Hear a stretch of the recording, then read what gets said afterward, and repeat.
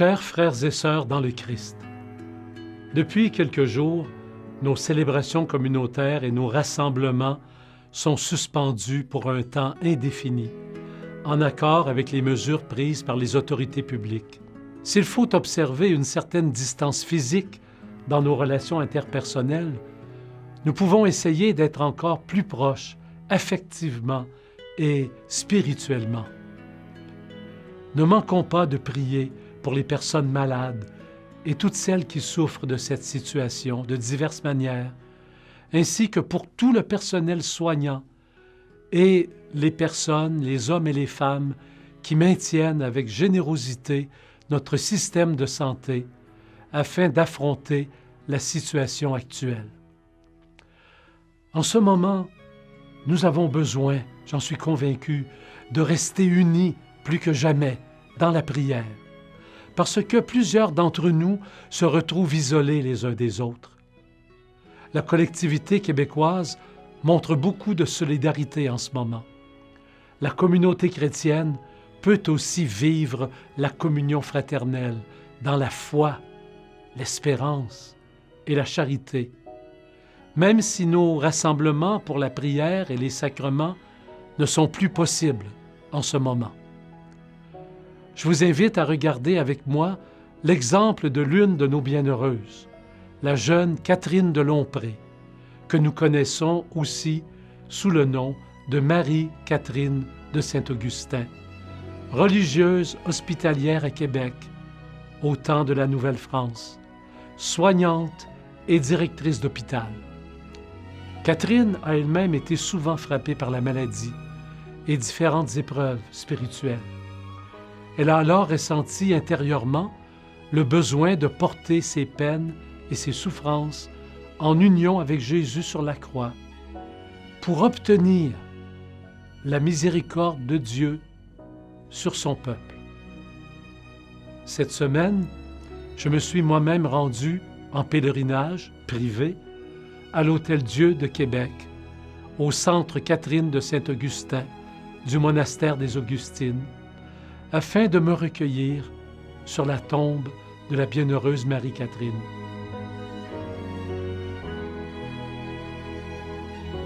Eh bien, je suis venu ici d'abord prier auprès de François de Laval, premier évêque de Québec, avant de repartir dans quelques instants vers la chapelle du monastère des Augustines de l'Hôtel-Dieu, auprès du tombeau de Marie-Catherine. Je vais d'ailleurs tout à l'heure, sur son tombeau, déposer ces fleurs que j'apporte. Je suis venu ici pour commencer parce que François de Laval lui-même, au tout début de son épiscopat à Québec, a apporté un grand soin aux malades. On sait qu'il a soigné les malades lui-même, qu'il a refait les lits des malades et qu'il a accordé toujours beaucoup d'importance à ce soin des pauvres, des souffrants et des personnes malades. Lui, il a connu Marie-Catherine de Saint-Augustin. Ils se sont un peu côtoyés, ces deux saints, ces deux personnes reconnues par notre Église comme fondateurs, fondatrices de l'Église canadienne. Alors nous allons maintenant aller prier auprès de la bienheureuse Marie-Catherine de Saint-Augustin. Les Amérindiens lui avaient donné le nom de Yakoni Konrii Osta, soit celle qui rend l'intérieur plus beau et le cœur plus chaud, ou encore celle qui console. Bienvenue, Monseigneur Marc Pelchat. Il nous fait plaisir de vous accueillir ici au Centre Catherine de Saint-Augustin, où vous avez choisi de venir vous recueillir auprès de la bienheureuse Marie-Catherine de Saint-Augustin, qui a été si près des pauvres et des malheureux et qui a vécu et qui sait très bien ce que c'est qu'une épidémie. Alors nous voulons vous dire que nous vous accompagnons de tout cœur et que nous marchons avec vous sur les pas de Yakoni Konrii Osta, celle qui rend l'intérieur plus beau et le cœur plus chaud, et celle qui console. Merci beaucoup. Que votre ministère et que votre démarche en soit tout à fait imprégnée. Merci beaucoup pour votre accueil. Merci. Et je le fais, ce pèlerinage tout simple, au nom de toute l'Église de Québec. Et je voudrais l'étendre même à toute notre nation, pour la placer sous la protection de Notre-Dame, par l'intercession de la bienheureuse Marie-Catherine de Saint-Augustin.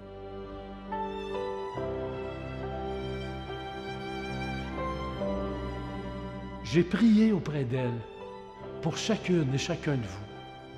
J'ai demandé au Seigneur de venir plus particulièrement en aide aux personnes soignantes et à tous ceux et toutes celles qui prennent soin des autres. Je vous invite à prier avec moi pour nous placer sous la protection de la Trinité Sainte par l'intercession de Marie-Catherine de Saint-Augustin.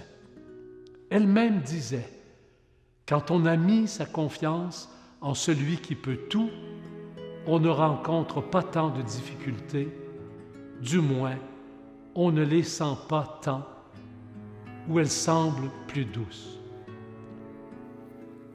Bienheureuse Marie-Catherine de Saint-Augustin, intercède pour nous auprès du Christ Jésus et de sa mère, la très sainte Vierge Marie, Notre-Dame de la protection, que tu as toi-même invoquée si souvent, afin que nous puissions, avec elle, avec Marie, mettre notre confiance en celui qui peut tout.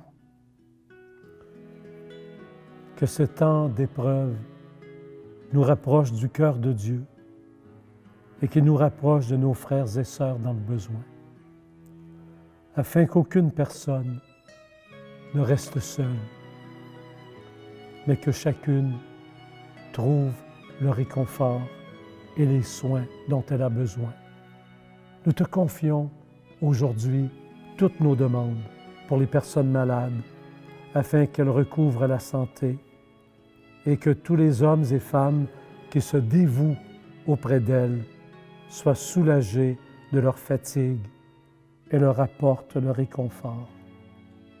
Amen.